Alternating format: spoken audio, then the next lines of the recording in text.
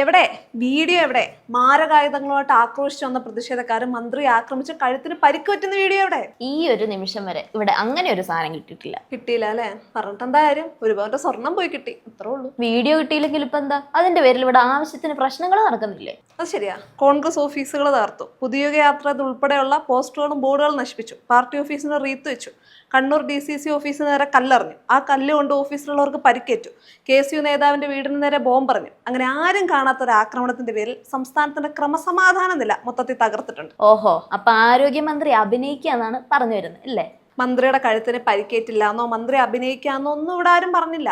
പക്ഷെ മന്ത്രിയുടെ കഴുത്തിന് വേദന ഉണ്ടോ എന്നുള്ളതല്ല, അത് പ്രതിഷേധക്കാർ ആക്രമിച്ചതിന്റെ ഫലമായി ഉണ്ടായതാണോ എന്നതാണ് പ്രധാനം. അങ്ങനെയാണെങ്കിൽ അത് കോടതിയെ തെളിയിച്ച് കുറ്റക്കാർക്ക് ശിക്ഷ വാങ്ങിക്കൊടുക്കട്ടെ, അല്ലാതെ നാട്ടിലെ സാധനങ്ങൾ നശിപ്പിക്കുകയല്ല വേണ്ടത്. ഒന്നാമത് കേരളത്തിന്റെ ആരോഗ്യരംഗം അത്ര അഭിമാനകരമായ നിലയിലൊന്നും അല്ല നിൽക്കുന്നത്. ആവർത്തിച്ചുണ്ടാകുന്ന ചികിത്സാ പിഴവ്, മരുന്നിന്റെ ഉപകരണങ്ങളുടെ ലഭ്യതക്കുറവ്, അഴിമതി, കെടുകാര്യസ്ഥത, ഇതൊക്കെ ആവർത്തിക്കുന്നത് ആരോഗ്യമന്ത്രിയുടെ മാത്രം കുറ്റമല്ല, സിസ്റ്റത്തിന്റെ പരാജയമാണ്.